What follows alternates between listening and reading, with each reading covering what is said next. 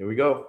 Good morning, everybody. Welcome to a new episode of Stocks for Breakfast. We got a ton of stuff to talk about. New highs in the market, again, carried higher by somebody you would have never expected. A company that's kind of like getting back to the good old days. Got a lot to talk about. We're going to go through sector rotation today. Technology remains at the top of the list. We're also going to talk about this. We're going to have a raffle today. We do this raffle usually around once every month or so. So to enter the raffle for the Stock Trading Pro hat today, this beautiful white hat, all I need you to do is in the comments below the video, not the one in the chat, the comments below the video, type in what has been your most profitable stock for 2021 and give me a little bit of detail on the trade. Let me know, because every time we have a winning trade, we know everything that goes into it. Give me a little bit of detail. I'd love to hear exactly what your thought process was for the winning trade. And we're going to actually read every single one of them. And the person that gives the most insight into why they chose to buy the trade and how they managed it for the biggest profitable trade, that's who's going to end up winning. All right. So I hope you get it. These hats are awesome. I love wearing them. Wear them when golfing, actually. So let me say hello to a couple of people today. Ian Murphy, how's it going? Good morning. Sal, how are you? David, Frank Allison, always a pleasure to see you. Hey, Larry, good morning. Anthony, hope that that poll that we ran yesterday, I hope that helped you with the with choosing on the software. I think that was definitely some good insights from everybody in the community. Let's see. Hey, Bill, good morning. Good morning. Good morning. All right, so we're just going to get right into it. We're actually going to talk about Apple today. Obviously, we're going to talk about Macy's today. We're going to talk about the list of the top stocks that we have today. We're going to talk about some earnings that came out yesterday afternoon. We're going to talk about Jack Dorsey and Twitter and Bitcoin, both Bitcoin price action and a new white paper that Jack Dorsey is coming out with today, I believe, at 2 o'clock, if I'm not mistaken. We'll check the time. And how that might affect both Twitter and Square, two stocks that I haven't actually traded recently. So we got a lot to cover today. We only have 30 minutes to do it because I want to make sure I hit you with everything as fast as possible. Stick around. Be back in just 1 second. Okay, so first I want to say thank you to everybody. Obviously, I really appreciate you joining me here every day. I kind of feel like we're forming a nice community here on YouTube. But first I want to say, obviously, everything that we do here is for educational purposes. It's up to you to make that final decision. I've made it my mission to help you make better decisions. And I really think that we're doing that. We're seeing some really nice feedback.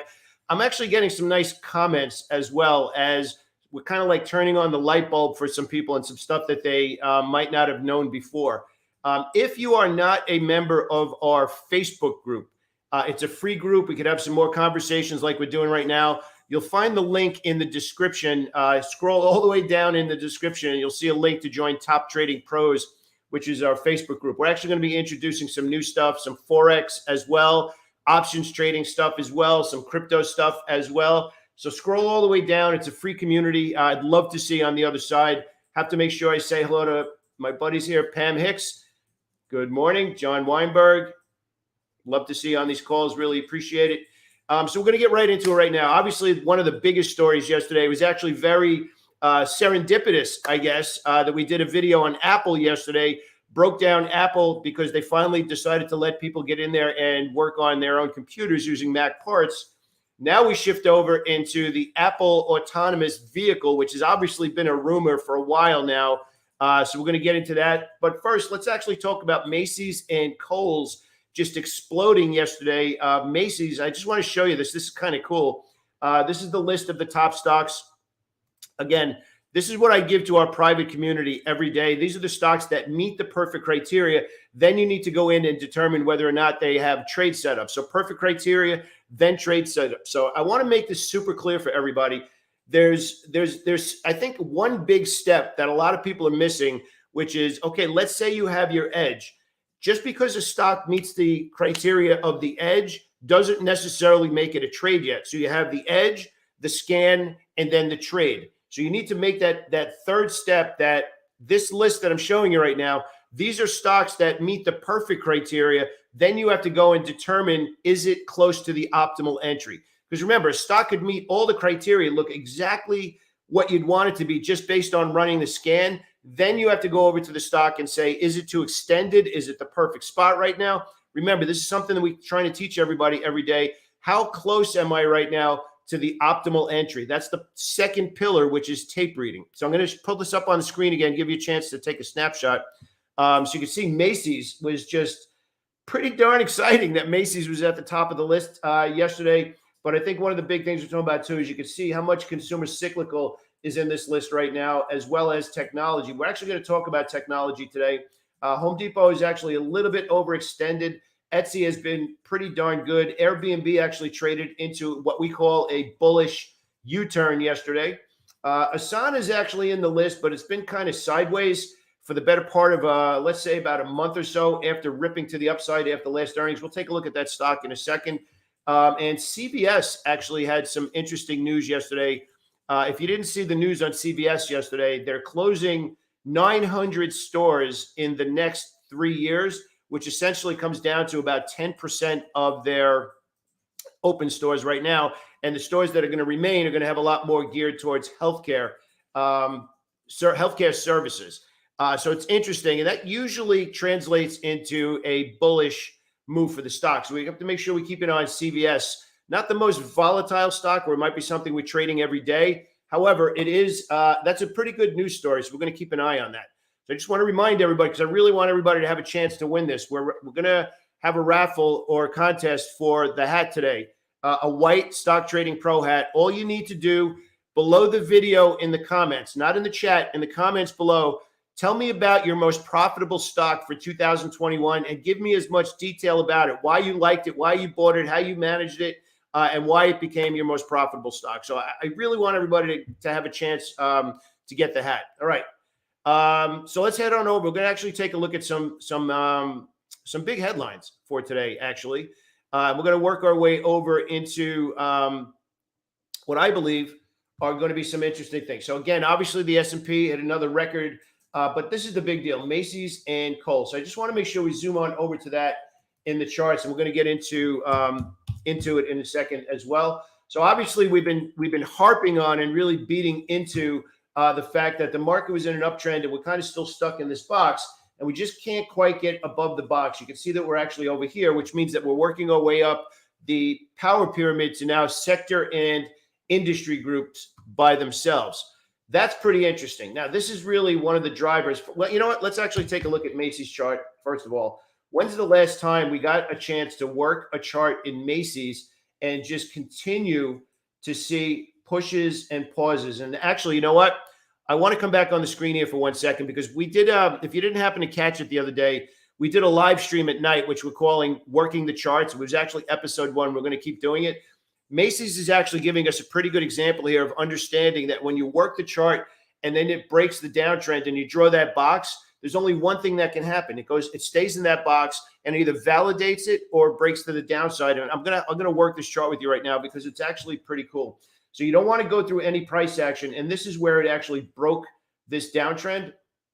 And I think this is the part that a lot of members here on social media just need a little bit more clarity on. So when we break the box, it's the trend, and then we break the box. So we draw the level that it breaks down and the level that it just came from. So now that's the box. There's really nothing to do here unless you're already long. You're just waiting to either see a potential change of trend or a new push. And this one is actually unfolding virtually perfect. And I say perfect because of this. It went into the box, right? Broke here perfectly, but this price action holding the top of the box and launching off again is just really special, because it's literally the textbook version of what we're talking about. So if working the charts and drawing these trend lines and all that kind of stuff and understanding how they go into a box and that's the right price, that section in Macy's that I just showed you is technically perfect. It had an uptrend, broke down from that uptrend. Then we draw the box, broke through the top of the box, validating the move to the upside, and then pulled back and paused right at the level that we drew for the top of the box. So remember, we say this every day. We make money during the push, but we manage risk during the pause. So it pushed up, paused perfectly, and gave us a chance to look for a new trade. And now you can see here on this chart, really clean pushes and pauses.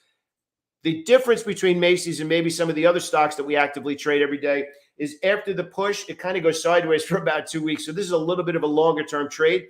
However, I want to get into whether or not it's a buying opportunity today. So we've been spending a lot of time talking about what a stock normally does. And I just mentioned before, getting as close to the optimal entry as possible. So you can clearly see here, Macy's had a pretty big gap yesterday. And if you look to the left of what a normal move for the stock is, it's roughly $6. And now breaking out of the most recent move, it's already gone $6. So we're probably going to end up seeing a little bit of a pause here, maybe one more day. So these are the trading concepts that you need to understand, which will keep you in some good trades. So this would be a day trade for me if it follows through. But if I'm looking to initiate a swing trade, I would have lower position size because it's already done what it normally does. So I still like the long, I still like the buying opportunity, but because of how far it's gone compared to what it normally does, we're too far from the optimal entry, which would have been a breakout over here, this level here. Because if you draw another box over here, right there would have been the optimal entry. So we paused, broke out, and then took off. So that would have been the optimal entry. Does everybody understand that? There's a big difference between I want to be a buyer versus how do I want to get in there now? So we just mapped out two different scenarios in Macy's, one for a day trade, one for a swing trade. And we also broke down why, and we broke down what that means for position sizing. If you want to elevate your game, these are the kind of things that you need to consider. It can't be just, I want to buy, I'm going to get in there, and that's it. You think these things through and you start to have fun with trading again because you're in complete control of the outcome, because you're in complete control of the process. All right. So let's keep on going over. I want to make sure that we talk about some new ideas for today. Apple and the Apple Car. That's obviously probably the biggest thing that was spoken about yesterday. But I also want to talk about something else. If we get into Apple and we talk about the explosion in price action yesterday, if you remember yesterday, we were talking about working Apple on the weekly chart, not the daily chart. The weekly chart, this trend is still valid. Now we've actually taken out some new levels. So this is obviously a big deal. Now, do you buy it the day after the news came out? Well, it's been rallying a little bit into that. So again, where is the optimal entry for this? It's a little bit lower down, but you need to make a distinction. Are you talking about an investment versus a swing trade? Remember, the swing trade really requires some timing. And that's, remember, again, something else you want to write down. Time in the trade versus timing the trade. So timing is when we get in. That's the optimal entry. Time in the trade is understanding how to maximize profits. So in this case here, this is the first time it broke through on really good news. Now we need to see, do buyers step back up, and does this story have legs? I also want to point out something that I normally don't trade lower price stocks like this, but VLDR is the big company that had the news on this stock yesterday. So if you could see that, what it did yesterday when Apple had the news, this is something now that we're going to be watching in the community to see if this stock catches a bid. If, remember, everything we do is if this, then this, if this, then this. That's a whole scenario. So we're still in bearish order flow here. Very interesting story that this stock is now in the conversation. Now we need to see if smart money steps back up. And this is the difference between I read a news story and I need to buy it versus I read a news story and now I need to see if smart money is going to allocate capital to that so we can piggyback what they're doing. All right. So very different opportunities there. We also want to hover on over to Intuit's earnings. Intuit just blew the door off of earnings yesterday. 63% increase year over year. Let me actually make that a little bit bigger for you. 63% year over year. So looking at Intuit, and it will be on the radar today. It is now up 13%. It's up almost $81 today. So that's actually going to be in the rotation today as well. Tilray, I want to give you the full breakdown on Tilray. We obviously walked everybody through a trade here at Tilray. And I want to be super clear on this because I think it's really important for transparency, right? We walked everybody through the trade at Tilray. We saw the downtrend. We saw accumulation. We saw it rally. We were super, super clear. It was the first piece of a potential new longer-term trade looking for the next push and pause after the breakdown. So we had a very small piece, or what we call our initial entry. It rallied up, pulled back, and we got stopped out for a break even. Now the news came out where there's more more news on legalization of marijuana in Germany. So that now is a new catalyst for Tilray, and you can see the stock is now up. It's up 4% now, is up almost 6%, I think, a little bit earlier. The bottom line is similar to what we just talked about in Apple and VLDR. We now need to see them step up. But this is, if you take nothing else from every single thing that we talk about here on the live stream, is this: how long has smart money been allocating capital? It's a must answer situation. And quite honestly, it's one of the reasons that the members of our boot camp just see reliable, predictable success on a week in and week out basis. Because if we are looking at opportunities like this, we know we're doing the smart thing, is going in with smaller initial share size, because, and this is the big thing, because we're recognizing that the smart money, this is their first allocation to this idea. So that means it should be our first allocation to this idea. We actually had a member of our community who had a lot of shares in this on a initial entry. He bought it on the way up after the optimal entry. And we had a conversation in one of our coaching calls that, why do you have so many shares? It's the first piece to the trade. And he was kind of panicking, so to speak, about the pullback.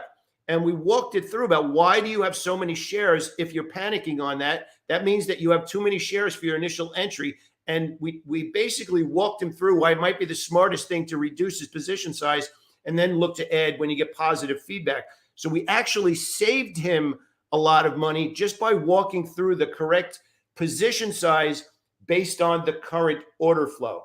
I can't express how strongly enough, if you look at a stock like this, where it's the first sign of a new move to the upside, versus maybe we're looking at a stock like this, like BX, where clearly there's been bullish order flow for months. How you go about trading these two different ideas is what separates you from struggling chart reader to somebody who's actually considered a trader and putting these pieces together.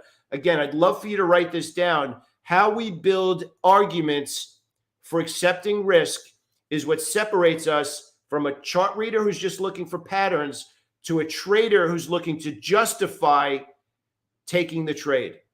If you want to see your account go like this every single week, every single month, let's go monthly, because weekly sometimes the market's not perfect. Let's say monthly. That's what separates it. If you're right now struggling and you feel like you know everything about chart reading, that means that the part that you're missing is how to think through arguments for choosing to put on risk. So it was kind of fun to walk our member through that. I don't want to say his name. It was kind of fun to walk through that, because we kind of woke him up a little bit to, just because Tilray is a $10 stock and you can afford to buy more shares, it doesn't mean you should. There's a big difference between the two. And I actually cautioned everybody, even when we were walking through the trade, that because Tilray, and let me put that back on the screen just to give everybody full visual. We get a lot of members here say that I'm a visual learner.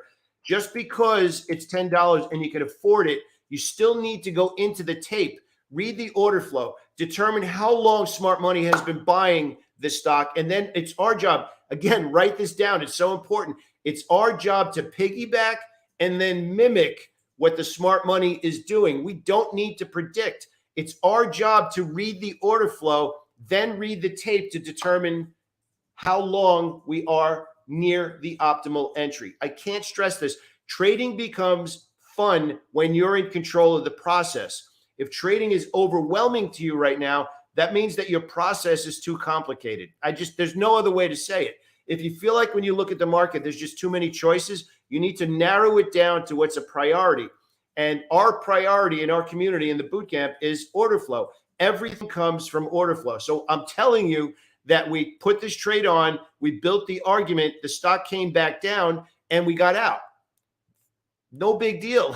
It just didn't follow through. But when I say no big deal, it means two things. Number one, we had smaller position size because that's all the trade called for. Number two, it's no big deal because that's a part of trading. Some trades follow through, some trades don't follow through. I can't stress strongly enough. We spend a lot of time on coaching calls in the boot camp, and I think about like what makes the biggest difference for members of our boot camp. Beyond a mile, nothing's even close. It's how to think like a professional. It's how to understand that we are taking and putting on trades based on what's probably going to happen. And if we're completely okay with the fact that we have no idea if 100% of the time it's going to follow through, That means that the biggest life-changing thing that we could make for somebody who is a trader is helping them understand that when you put a trade on, it's more important to know what you're going to do than it is to predict what's going to happen. That's so critical. And the reason I'm saying this is we've had some traders, we've had some positions that have pushed up, pulled back, hadn't followed through. And when I hear members of our community say, it's okay, I take that trade every time, it just didn't follow through, it's a business expense, I get goosebumps because that means I'm elevating somebody's thought process to move away from just looking for chart patterns to say, I am here to manage risk, which means understanding the downside. That's okay. It's a business expense. And then learning how to manage the upside. I know I just said a lot, right? I'm just going to bring that home so you could write it down. Understanding that you are a money manager is what's going to separate you from just being a chart reader. I have all the books. All right. I have every trading book on the planet. That's not what made me a better trader. They pointed me in a good direction. They taught me chart reading. It's these little things where you could put on a trade and say, I'm okay with that loss because it was the right trade. When you can start saying that to yourself, you go look in the mirror and start to smile because that means you're getting closer and closer to what it actually means to be a trader versus a chart reader. All right. Now, everybody's here. I just want to give I want to give a bunch more ideas because we're actually going to now hop into sector rotation. So when we hop into sector rotation, we have been talking quite a bit about technology. So I'm actually going to work through some technology stocks to give everybody some ideas for today. So Qualcomm has been very strong. And again, we talk about the optimal entry. Earnings came out here. This stock paused for 5 days. All right. I want to challenge you. I know I just came back on the screen. I want to challenge you prior to you writing out your next trade. And again, I want in the comments, we're going to give away one of these hats today. All right. All I need you to do in the comments, not in the chat, in the comments below the video, write out your most profitable trade this year. What was the reason you bought the stock and how did it end up becoming your most profitable trade? How did you manage that winning trade for it to be your most profitable trade? But here's the thing. Here's what I want to challenge you to right now. Again, even I got my journal too. I write in my journal every day. Before your next trade, and this is a big deal, ask yourself, how far am I from the optimal entry? Ask yourself that because that's tape reading. That's higher level stuff. This is you elevating yourself now away from chart reader up to trader. This is what we do in the boot camp. If you want to learn about the boot camp, click the link below. All right. So now talking about this, we're talking about Qualcomm. How far are we from the optimal entry? So if I move this out of the way, earnings came out here, right? The stock rallied for let's say 2 days after earnings, but then paused. And you can see we actually have the optimal entry marked here. So if that's the optimal entry, and now the stock has rallied 1, 2, 3, 4, 5 days from the optimal entry, it's still a good idea, but it's a little bit far from the optimal entry. All right. So now I want to make this clear. I like the idea, but it's not a new swing trade for me. So here's the question. You hear me say it every single day. We make money during the push. We manage risk during the pause. And now we've just given you a second thing to think about. How far am I from the optimal entry? Well, where does the optimal entry happen? It happens during a pause. So now the stock has rocketed for the last 5 days. We're too far from the optimal entry to put on a new trade for a swing trade. So the next swing trade I'm looking for in Qualcomm, I'm looking for a pause very similar to what we had over here. Something else that's very cool. If you remember, yesterday we were talking a little bit about energy candlesticks versus indecision candlesticks, which means it opened and closed somewhere near the same spot. So now we're also seeing that Qualcomm yesterday traded into a indecision candle because it opened and closed near the same spot. So this is another reason for me not to initiate a new swing trade because this is during the push looking for the next pause. So I like Qualcomm, but it would be more of a day trade for me today than a swing trade. We're looking for this for the next entry. All right. So I want to continue to give you some technology stocks to think about trading into today, Friday. Net, again, if you're a regular viewer of the channel, you know that we've been watching this one for a long time. Net actually breaking out now. So this would actually be as close to the optimal entry as possible. Next, working to Unity Software. Unity Software has now paused for 1, 2, 3 days after this push. So we're looking for a new move higher in Unity Software. TSM is an interesting one. If we look to the left here in TSM, we can actually see that this is a level the stock has been really struggling with. So what are we looking for? And you've heard me say this quite a bit over the last, I don't know, six months probably. It's up to a level now where sellers have control of this stock. So right around this 124 level, it gets up there, sellers smash it down. It gets up there, sellers smash it down. So what we're looking for now is we're looking for an energy candlestick through 124 that needs to hold that level. So punch above 124, increase volume, close near the high. Then the next day, we'll look for an entry. And how do I know that's one of my favorite setups? Because I gave you this setup recently, and it turned into one of our most profitable swing trades recently, which now is setting up again. And I'm going to, this is really cool when you could use one example right into another one, which was BBY. If you remember, we've been watching BBY, and we would this level, it couldn't get through this level. And ironically, it's the same level, 124, different stock. Couldn't get through 124, and we waited, got the punch through here, and then the next day is when we initiated the swing trade. So now BBY, this from here to here was the swing trade, which is roughly $10, and now the stock is pausing again. So now during the pause, we're looking for a new push in BBY. Does everybody understand how we're starting to put the pieces together now? It's no longer, oh my God, I read a headline, or oh my God, I watched Kramer last night, or oh my God, Elon Musk tweeted something. We're getting to the point now where we're building a structure for understanding how and when we make money, and then how we look to enter those positions at the best possible moment. Now, there's obviously a lot more to this. We cover a ton more of this in the boot camp. I'm just kind of scratching the surface because we really have to dig into understanding how to build that argument, how to do what we call stacking the order flow, which increases the odds of follow through. We're kind of giving you like a bird's eye view here of the push and the pause. There's a lot more that goes on underneath the hood. If you want to learn about the boot camp, click below. It's like I said, it's only $295 for 30 days. It's not a subscription. It's a 30-day workshop. I want to make that clear. So everybody see how that paralleled right there with one stock, TSM, in a technology sector that we're looking for a breakthrough. Just gave us a great example that we took about 2 weeks ago in BBY. All right. So I want to continue to give you some more ideas in technology today. So TSM, we're looking for a breakthrough. Adobe, same thing. If we zoom out, you can see it keeps getting up there and smashed down, up here and smashed down, up there and smashed down. So we're looking for Adobe, excuse me, to do the same thing. We're looking for energy through that level. We talked about Asana before. If you remember when we pulled up the list of top stocks, Asana was actually here on the list of top stocks. And this is actually a really good example. Remember how I said before, you have your edge, then you run scans for your edge. Asana matches the scan for the edge, but then you have to go one step further. So it's edge, scan, is it a trade? Write that down. Edge, scan, is it a trade? So we pull up the scans. It's like, okay, that's the criteria. Now run the scans, right? So edge, scan, then you have to go stock by stock by stock to look for the optimal entry. So Asana's in this list, but is Asana a trade today? Well, Asana's basically been stuck for 3 weeks. Hasn't moved. So the best trade right now in Asana is it's got to get through this level, maybe above 142, 144. And what are we looking for? An energy candlestick, a large green candlestick with increased volume that closes near the high, that closes outside of this range.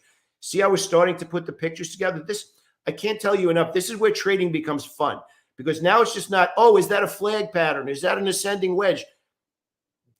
That's so down on the scale of becoming a good trader. It's whether or not it's worth it for you to take risk. What are the odds of your profit target being hit versus your stop loss?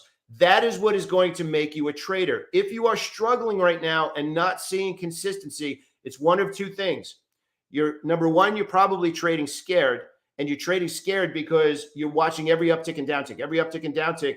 Number two, when you get past what I said before, the psychological part that a trading loss is a business expense, what's the first question you should say after you exit a trade, especially if it's a losing trade? Where can I make that money back? Immediately. Minvi is in our community. I can't express strongly enough. We actually had a nice conversation the other night. It's completely different to meet somebody online and then completely different to have a conversation. I have so much respect for this man. You have absolutely no idea how hard he works. I'm very glad that we're friends now, quite honestly. But the point I want to get across is you start to think differently as a trader. Where can I make that money back? So now the next part means what? It means you need to understand how to find that next trade. Again, stock market power pyramid, the market, the sectors, the industry groups, all the way up to individual stocks. And we start to stack that argument. So right now, Asana is in the right sector. It meets all the criteria, but it's not a trade yet. Again, are you a chart reader or are you a trader? A trader says, wake me up when it hits 142, 143. So what are you going to do right now? Set an alert for Asana, ASAN at 142. Then we evaluate a trade. That's what's going to separate you and turn trading into fun for you again and get all of that stressful garbage out of your head because you want to be in control of the process. That's the whole point of what we do in the boot camp. If you type in a question that says XYZ stock ? You'll make me go crazy because I want to know what you're thinking so we can make you think better. Thinking as a trader just simply means you understand why you are taking risk. It's so critical because, and here's the big thing. You know what's going to make the biggest difference? There's going to be trades where you're going to be like, what was I thinking? You're going to say, my gosh, there's no reason to take that trade. I just read an article and I was thinking about buying it the next day, and it was just a horrible idea. That's what's going to make trading joyous for you because you're going to be in control. There's no better feeling in the world than looking at the market and knowing exactly what you're supposed to look at. And I hope through these videos, I'm giving you the pieces to put together to really feel like you look to the left and you say, how long has smart money been buying the stock? That's the first question. The second question is, how close are we to the optimal entry? Those two questions will make or save you a small fortune, but you have to ask them before you put the trade on. I want to hop on over and give you some more ideas that we're going to take a look at today. So obviously, Tesla is an interesting one. Tesla actually now, we talked about the short covering rally last week. Now Tesla has rallied again into another optimal entry. So Tesla, now we're looking for a new entry. You know what? I actually want to talk about Lilly because we've been discussing Lilly quite a bit over the last week or so. What we're actually looking for in Lilly right now is we've talked about the fact that we have this resistance up here. And the last week or so, we've been talking about Lilly being a two-step trade. So what we're really looking for in Lilly right now is we want to see this optimal entry break to the upside. That would be the first piece of a new trade. And then the second piece would be up here. So Lilly is actually on our radar again. Actually, you know what? I want to talk about Bitcoin. We have quite a few people asking about Bitcoin. Obviously, 60,000 is the big level in Bitcoin. You kind of zoom it out here and you want to say to yourself, where was the last place that buyers did something significant in Bitcoin? And this was the level. This was a prior breakout. This came back as support after this trend line broke. Now it broke 60. 60,000 was a big level. And if we take it a step further, where is the last place buyers did something significant? And it's here. It's all the way down here because buyers broke this here. And remember, we had a 10,000 point drop here and we were waiting for that level to come back in. That's the last place buyers did something significant. So if you're long Bitcoin right now, you need a plan. You absolutely need a plan for if it doesn't recapture 60,000. Now, I do want to say this. If you remember about a month and a half ago, we had a head and shoulders top in the S&P 500. And normally a head and shoulders top is, let me actually pull that up for you, is a bearish reversal pattern. If you remember over here, here's the head, here's the shoulder, and then here's the breakdown, right? We were very clear after that 5-week move to the downside. We said in a ripping bullish market, the first breakdown usually fails. Go back and watch the video. We were very clear on that, even though the head and shoulders pattern was super clear. We're seeing the same thing in Bitcoin right now. So the odds of it just collapsing are pretty small, but you still need a plan for what if it doesn't. I'm expecting it to get back above 60,000, but probably going to stay in that box for a while until there's another significant catalyst that comes out, which kind of takes us into something else, which is something interesting that we saw today, which is this. Jack Dorsey centralized Bitcoin exchange to release a white paper today. That is super interesting. So we all know Jack Dorsey as the CEO, I believe, of both companies, CEO of Twitter. And I'm not sure if it's CEO, but he's definitely running both companies Square. So that means today we need to pay attention to, does this white paper give Bitcoin the catalyst to get back above 60,000? Does this catalyst mean that now we should start taking a look at Square, despite the fact that the stock really doesn't have any obvious bullish order flow? Does this news potentially come back in and give Square a boost, give Bitcoin a boost? And maybe even does it give Twitter a boost, which has actually been getting hammered? And now, ironically, this news is coming out just as it's breaking long-term support. So what's kind of exciting about this is, if you remember when we did the Tesla short sale video about Monday at 11 o'clock, we did the Tesla, it rallied, came back up. Twitter is kind of doing the same exact thing here. And now there's news coming out. So if you look at this, Twitter yesterday just barely broke that support level, and now news is coming out. So it's going to be pretty interesting to see if this news now creates a short covering rally in Twitter. So Twitter and Square are now on the radar, so to speak, for today, to see if we get some tradable volatility off of what is going on here. And, you know, we actually had a good conversation yesterday. Somebody had mentioned yesterday the two different types of short covering rallies. So the first one is what I described in Tesla this week, where an obvious bullish stock takes out a support level barely, and then has a rally, a fast spike off of that. And Tesla had well over $150 rally off of the short covering. The second one is what you hear about usually in stocks like AMC and GME and those kind of stocks, where the Reddit crowd gets in there and there's a heavy short float of the stock, and that creates a short covering rally because the shorts have to get out of the trade. And it's usually a very fast move. So to end this video, two different types of short covering rally. A strong stock takes out a support level, buyers come back in, like we just saw in Twitter as well. Although, let's make it clear, Twitter's not in bullish order flow the same way that Tesla was. And the second one is a stock with a high short float starts to get buying pressure and has a really fast move to the upside. All right. I want to tell everybody it's Friday, TGI Friday this week. The weeks can get exhausting. Watch the video again. We gave you a bunch of technology stocks we're going to be watching today. We gave you a breakdown on Intuit as well. We talked about Apple. We talked about Tilray, a trade that we had that came back that we got out of and now has fresh news. Is it enough news to make us get back in there again? We'll see. We talked about Twitter. We talked about Square. More importantly, we talked about a lot of things about separating you from just being a chart reader to understanding how to be a trader. If you want to learn how we do it, we just kind of touched the surface here. Click the link below and at least learn about the boot camp and see if it's for you. It's not a subscription. It's 30 days. If we provided value for you today, do me a favor, smash that like button, hit the subscribe button so that you actually get updates on the new videos that we're doing. We have some more educational videos coming out this weekend. And I want to make sure that you're in the hunt for the raffle for the hat. We got this beautiful new Stock Trading Pro hat. All you need to do in the comments below the video, not in the chat, in the comments below the video, post what your biggest winning trade was for 2021 and why. Give me some detail on why you bought the stock, what was going on, what was your thought process, why you held it and it became your biggest winning trade. Did you add to the trade? Did you hold the whole thing? Did it cross a moving average that got you in and got you out? The more detail, you're going to have a greater chance of getting the hat. And we'll send the hat out to the winner. We'll announce it on Monday because I'll read all the comments this weekend. All right. Want to thank you so much. I really appreciate that you're here with me. I love doing these live streams. I have to be honest with you. They're a great way to start the day. And I want you to know how much I appreciate that you're here with me early in the morning. Have an awesome day.